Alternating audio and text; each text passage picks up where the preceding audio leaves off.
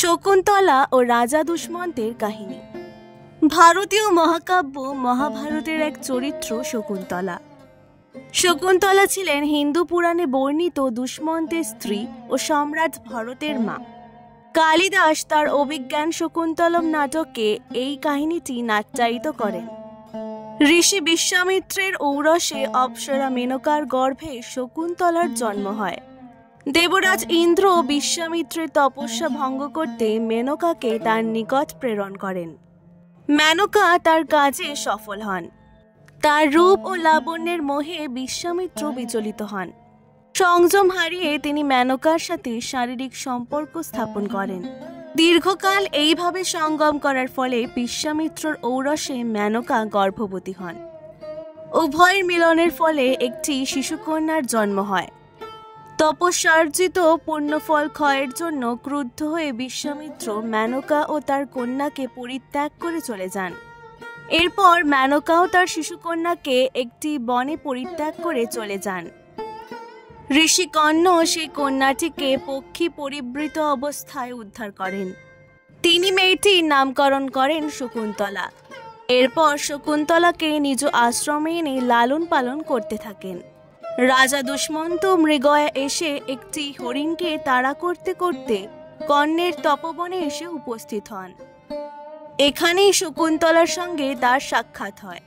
তারা পরস্পরের প্রেমে পড়েন ও আশ্রমেই তাদের গান্ধর্ব বিবাহ সম্পন্ন হয়, অর্থাৎ মালা বদল করে তারা মিলিত হন।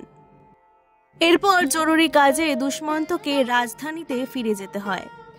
যাওয়ার আগে দুষ্মন্ত শকুন্তলাকে একটি রাজকীয় অঙ্গুরীও দিয়ে যান এবং কথা দেন যে আবার ফিরে আসবেন। কিন্তু তিনি গর্ভবতী হয়ে পড়েন। এরপর শকুন্তলা অহর্নিশি দুষ্মন্তের কথা ভাবতে লাগলেন। একদিন কোপন স্বভাব ঋষি দুর্বাসা কর্ণের আশ্রমে এলে শকুন্তলা পতিচিন্তায় মগ্ন হয়ে ঋষি সেবায় অবহেলা করে। এতে দুর্বাসা ক্রুদ্ধ হয়ে তাকে শাপ দেন যে যার কথা চিন্তা করতে করতে শকুন্তলা ঋষি সেবায় অবহেলা করেছে সেই শকুন্তলাকে বিস্মৃত হবে। শকুন্তলার সখীরা তার হয়ে ক্ষমা প্রার্থনা করলে দুর্বাসা শান্ত হয়ে তাকে ক্ষমা করেন এবং বলেন যদি সেই ব্যক্তির দেওয়া কোনো উপহার সামগ্রী শকুন্তলা তাকে দেখায় তবে আবার তিনি শকুন্তলাকে চিনতে পারবেন। এদিকে দুষ্মন্ত ফিরে আসছেন না দেখে শকুন্তলা নিজেই দুষ্মন্তের রাজধানীর উদ্দেশ্যে যাত্রা করেন। পথে নদীতে স্নান করতে নেমে তিনি দুষ্মন্তের দেওয়া অঙ্গুরীয়টি হারিয়ে ফেলেন। এরপর অঙ্গুরীয় ছাড়াই দুষ্মন্তের রাজসভায় উপনীত হলে দুষ্মন্ত শকুন্তলাকে চিনতে পারেন না। অপমানিতা শকুন্তলা বনে চলে আসেন।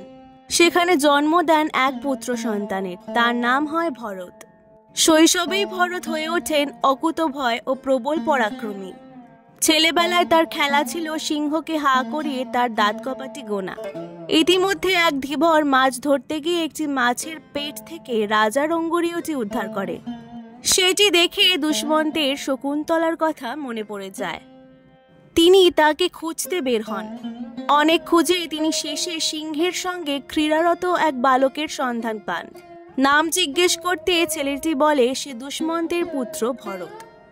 এরপর ভরত দুষ্মন্তকে শকুন্তলার কাছে নিয়ে যায়। আবার সকলের মিলন ঘটে। এরপর দুষ্মন্তর ঔরসে শকুন্তলার 3টি পুত্র লাভ হয়। মহাভারতের আদিখণ্ডে বর্ণিত ওই ভরতই বড়কালে রাজা হয়ে সমগ্র দেশ বিজয় করেন। প্রচলিত বিশ্বাস অনুযায়ী সে বিজিত অঞ্চলটিকেই ভারতবর্ষ নাম দেওয়া হয়। ভরত ও তার স্ত্রী সুনন্দার মিলনের মাধ্যমে পুত্র শান্তনুর জন্ম হয়। শান্তনুর বংশে কুরু পাণ্ডব জন্মগ্রহণ করেন। এই হলো ইতিবৃত্ত। এই ছিল শকুন্তলা ও দুষ্মন্তের কাহিনী। আজকের ভিডিওটি ভালো লাগলে অবশ্যই পুরাণ গল্পকথাকে সাবস্ক্রাইব করে দেবেন। অনেক অনেক ধন্যবাদ।